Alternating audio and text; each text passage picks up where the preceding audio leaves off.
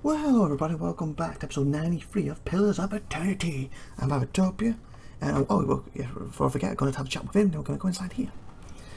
And then, if there's time in this episode, we're going to go and do this. Hopefully some more level. And then we finally do the thing over here that we haven't opened the door yet. And then we're done this area. But I felt your eyes on me. Now come, the words. I have questions I want to ask you. I need you to leave. Wow, that's very abrupt. Let's get going. I have a question I want to ask you. If doubts and curiosity plague you, you're skinning your knuckles on the wrong door. That's very aggressive. There was something strange. You were sitting by the fire and I saw a great light from your staff. Why were we supposed to meet? I wanted to ask about the region and its history. Okay, I want to ask both of them. Hopefully it'll let me ask them both, so I'll do this one. Tell me what you saw. There's a silence staring at you, locking gaze. Tell me what you saw. It was a flash like a explosion, a rushing of air, incredibly bright. It is the light of the God Hammer you saw. Takes in each word and he is strangely silent for a moment, and then when he speaks his voice is low. Okay, speak nice. It was a weapon of Deerwood's people, a symbol of their independence. It saved the Deerwood. Wasn't that the thing that they blew up the god, the supposedly god on the bridge, isn't it? So why is it coming from you? What do you know about it? It brought the Saints' war to an end, knocked a god from his perch. There are few that would deny Aothis overstepped. The God Hammer reminded Aothis of it. His voice remains low, steady, as if repeating something he said many times before, either out loud or to himself.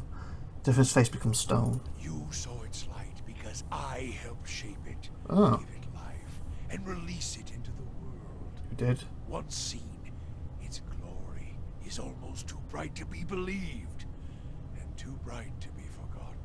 Swallows and nods. Huh. So he's the one who created it.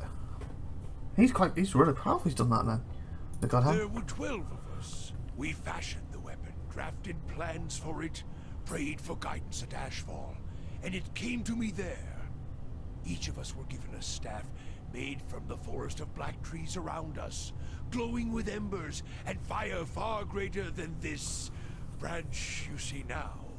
Okay. It felt as if the staff was Margaren's own finger, guiding my hand, guiding the other 11, the shadows of the 12 who would come to stand on the bridge to stop Aothis. Okay, so it felt as if the staff was Margaret's own finger, guiding. So what he's saying is a god guided him to stop another god because a god has stepped out of bounds. Or is it something else that he doesn't realise, evil, that forced that god out when he hadn't really stepped out of bounds? Interesting. Staff. Shadow 12. Even in that stand, there was a ritual to it. For the 12 that stood on the bridge, there were a dozen shadows cast, a dozen faithful of Margaren, her fiercest supporters and shapers of the God Hammer. So you're not the original 12 that fought him as it was used? Because he said that they needed the bomb to go, because he called it bomb, didn't they, to go off? Basically, the other 12 were fighting him while you 12 were theoretically the bomb. Or theoretically setting the bomb off. Rest the staff in front of him and the flame on top of it. Cools for a moment, the light flaring slightly. It splits into a ring of flames, one after another until a dozen is met. As 12 held Aothis fast, we 12 unleashed our prayers and let the God Hammer fall. So earlier when he was going, that woman saying, "No prayers don't work this way," and all that, he kind of has a point. Because apparently he created a weapon that could kill a god. Or at least send him back to where it came from. If, again, assuming this guy is really a god and he's not a pretender, pretending to be. Then blossoms rightly once and resumes candle intensity. In the aftermath, the shadows seem sharper in the vicinity, as if they have edges, and you blink to clear your vision. Durs is still staring at the tiny candlelight flame intently. Shadows cast by the fire of the God Hammer, perhaps. The flame suddenly winks out, smokeless. As well in time. Now the spine of the Deerwood is marked by the God Hammer, marked by Margaret. So frowns and moves his gaze from the staff. Do you mean shared their face? Not all deaths come with stilled breath and stilled heart, or other stilled passions beneath the waste. Some deaths come from silence. Distant grunts adjusted the cord of his robe. The connection we once shared with Margaret. After the light of the Godhammer, it was not the same. It was as if we'd lost our senses, and sense of purpose as well. Instead of victory being welcomed, there was silence, within and without. Okay, that kind of scares me a little bit. Because basically, it's like the whole thing when someone spent their whole life trying to achieve one goal, and when they finally achieve it, it's like, now what do I do? It's a bit, oh, if you've seen the latest, obviously it's the latest. When this goes out, this is, I'm not sure when this is, what episode's going out, so it's months and months and months ago, but Marvel, Infinity War, obviously, I think at this point, it's not a spoiler, because I'm sure this is like 5-6 months from now, when this finally goes out on my channel, but as you know, the little, oh well, let's try to spoil it, let's just do the little clicky thing. If you know what I'm talking about, that should, if you've seen it, that should tell you what I'm talking about. If you haven't seen it, then that should be just a spoiler. That should be like, what's a clicky thing? Anyway, the clicky thing, as you know, was the main purpose. And after the main purpose, you know, he's not driven as from far, and it's kind of a bit like, what do I do now scenario, as you get a little bit at the ending, in a sense. Hopefully that doesn't spoil too much if you haven't seen it. By this point, I think most people have seen it, so. And that feels a bit like him, and also that's can make you dangerous, because like in this world, he stopped one god. He's lost his purpose. What's stopping, oh, Margaret told me that I need to stop God 2, God 3, God 4, God 5. I have my purpose back. And send this world in chaos if these gods in this world are real, for example, if they're real and not just made up, you know, like our own world scenario. So that's the thing, isn't it? He could end up being very much a lot of trouble for me, or maybe his new sense of purpose is helping me, and in that way he could be very driven and an amazing ally. And he is my main healer currently, so I don't really want to lose him, especially at the moment. Okay, victory being welcomed next time to him.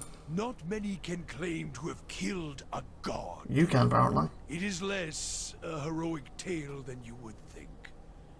And such a death, it changed our faith. All faiths, I expect. Just in case of the dead type of stuff. The world changed. I do not believe Margaret was pleased by what we had done. But you said Margaret sent you to do it. So no, she didn't. Why is that? The world is broken. The wheel stilled. There is sickness in the world's heart. Perhaps the price of crossing a god. The son scratches at his pock scar and stops and withdraws his hand, studying it and frowning. Crossing two gods. He grunts. Even as Margaret shaped our hands, perhaps we carried her will farther than was allowed. He pauses just so as staff. Widewind did. Saint Widewind. Through spits. Mortal arrogance to match mortal arrogance. Yet if the world had changed, then I sought to change with it. If I had forgotten some of Margaret's teachings, I would find them again. I would make her see me again. What did you do? I remembered Margaret's teachings. How reminders on the flesh were more important than the death of a vessel. And I wondered if killing Aethys, if that had simply set him free. Had it allowed him to escape his punishment and be taken on the wheel? Like a mortal? Oh, I see. If what you're saying is correct, basically why, if she's real in this game, why she's annoyed at you, because she wanted him punished, you want him stopped. You know, you trap him, you keep him here, you stop him stepping out of bounds, that's what your job is. You basically killed him. And she didn't think was possible, so A, you're kind of scared that you could do that to her, and B, you've at least freed him, so now he's like a mortal spirit, and she can't punish him, she can only punish physical beings. That makes a bit of sense. Voice takes an odd upturn for once. It Feels like it's generally asking a question, like a mortal. He shakes his hand. As I stepped from the now blessed Godhammer Bridge, I thought of Ashfall. I thought of the War of Black Trees. Wondered if I needed to be burned to find myself again. That is Margaret at her heart.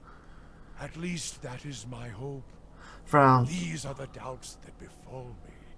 Is it about burning yourself? What? As I stepped from the now, the bridge, God bridge, whatever, I thought of Ashfall. I thought of the War of Black Trees. Wondered if I need to be burned to find myself. Is that why you got these pocks and scars? You burnt yourself. And you returned to Ashfall. The road to Ashfall is long. Gives one time to think. Hand tighten the If staff. you think long enough, you do not go home. I left without telling anyone, with only the robes I wore at Halgot, my staff, and my name, which is long buried. Oh, I thought I was going to say burned. Of my fellow 11 craftsmen, disciples, I know not what happened to them, if they suffered the same doubt as I did. But it was underserved. It was wrong. We had done all that. Oh, had asked. Whoa. Grab victory from defeat and He's calling his God.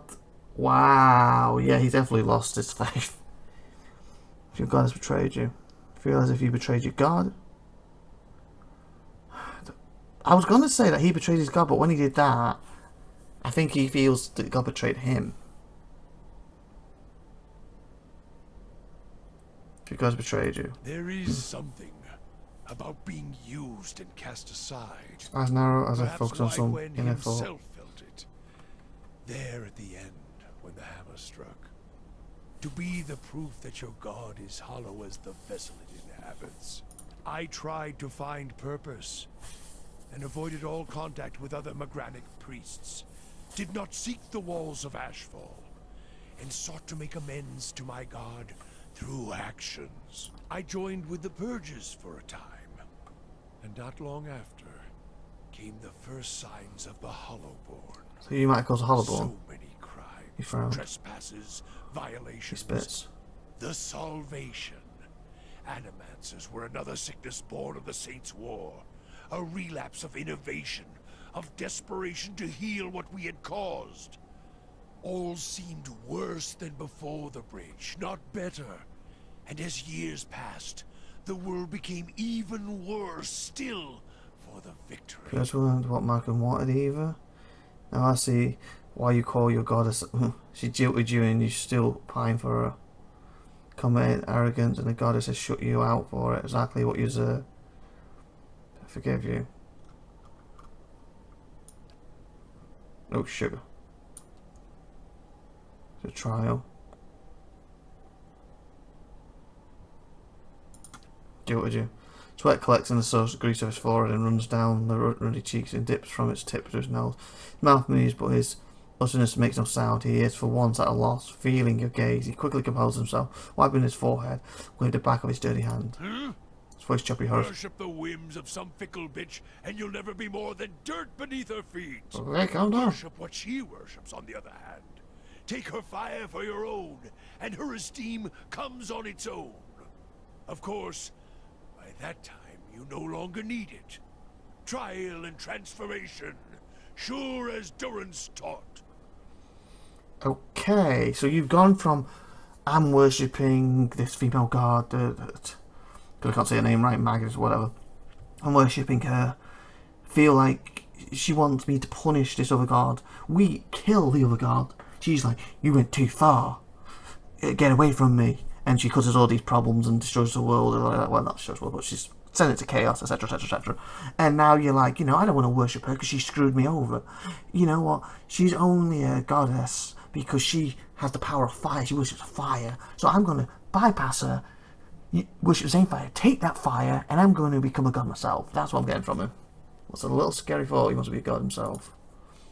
Glares at you and staring into his eyes gives you the feeling of peering over the edge of a great cliff.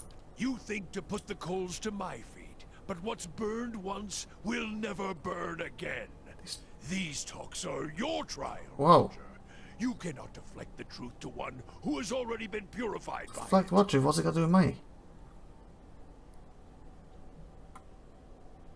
Tell me what happened on the bridge.